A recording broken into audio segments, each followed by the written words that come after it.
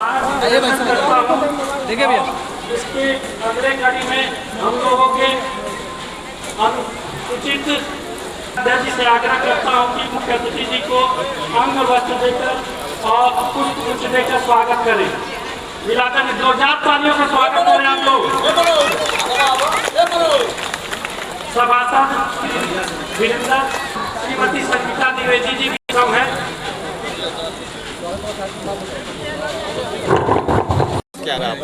देखिए, मोदी सरकार जो वक्फ सुधार कानून लाई है 2025 का जी, उस बारे में लगातार विपक्ष कांग्रेस, समाजवादी पार्टी, राहुल जी, अखिलेश जी लगातार देश के मुस्लिम समाज को गुमराह कर रहे हैं जी। क्योंकि उनको पता है कि जिस दिन मुस्लिम समाज इनकी मंशा को समझ गया उस दिन इनका वोट बैंक नहीं रह जाएगा, फिर इनकी कहानी खत्म हो जाएगी।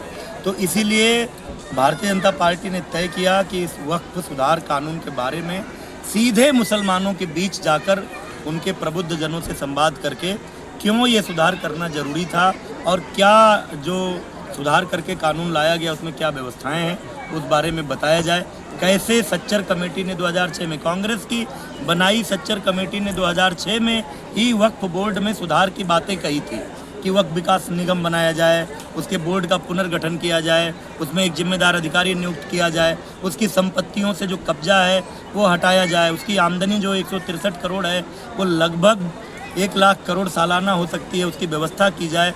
तो इन्हीं सारी बातों की चर्चा सीधे मुस्लिम समाज के बीच में पहुंचकर भाजपा ने अल्पसंख्यक प्रबुद्ध संवाद कार्यक्रम का आयोजन किया था। उसी आयोजन के लिए मैं वो कौन लोग हैं जो वक्फ बोर्ड का विरोध कर रहे हैं, आखिर में क्यों कर, क्या रीजन है इसका? नहीं, वो देखिए, कांग्रेस कर रही है, सपा कर रही है और वो लोग कर रहे हैं जो देश में वक्फ बोर्ड की हजारों एकड़ जमीनों पर कब्जा करके बैठे हैं। जिन जमीनों पर स्कूल बनने चाहिए थे, अस्पताल बनने चाहिए थे, मस्जिदें बननी चाहिए थी, मदरसे बनने चाहिए थे, जिन व्यवसायिक ज़मीनों का किराया वसूल के गरीब मुसलमान परिवारों की बेटियों के शादी के लिए, उनकी पढ़ाई के लिए खर्च होने चाहिए थे, उन ज़मीनों को कब्जा करके जो लोग अपने बड़ी बड़ी अट्टालिकाएँ खड़ी किए हैं या जिन पर कब्जा करके बैठे हैं वही लोग विरोध कर रहे हैं, क्योंकि जान रहे हैं इस कानून के आने के बाद अवैध कब्जा नहीं रह जाएगा। अगर शिक्षा की बात की है सर, तो प्राइवेट विद्यालयों में शिक्षा के माध्यम से महंगाई ज़्यादा बढ़ती जा रही है।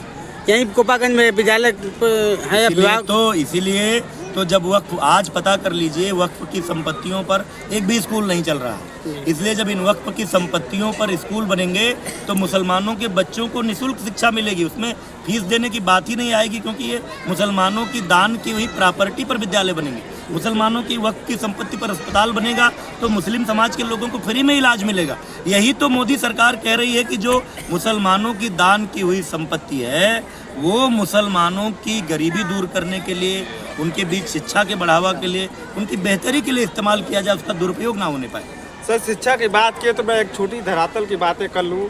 देखा जाए जो प्राथमिक विद्यालय जो गांव-गांव में चलते हैं, चाहे छोटे छोटे गरीब परिवार के बच्चे जाते हैं, उसमें बड़े अधिकारी के चाहे नेता के बच्चे उसमें क्यों नहीं पढ़ते?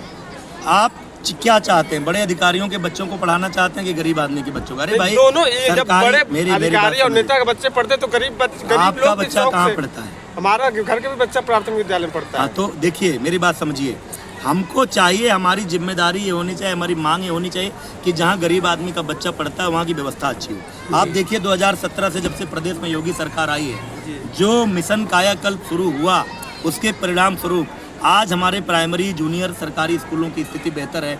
हर स्कूल में बाउंड्री है, फर्श है, स्मार्ट क्लास है, फर्नीचर है, किताब, बैग, जूता, मोजा, स्वेटर से लेकर के नोटबुक तक सारी की सारी व्यवस्थाएं सरकार निःशुल्क कर रही है। बीच में शिकायतें हुई थी कि साहब खराब सामान मिलता है तो सीधे गार्जियन के खाते में पैसा आ रहा है। 1.25 लाख से अधिक शिक्षकों की भर्ती की है, हर स्कूल पे टीचर हैं, हर स्कूल में जो शिक्षक अभिभावक कमेटी है, एनुअल फंक्शन हो रहा है, सारी व्यवस्थाएं अच्छी हैं।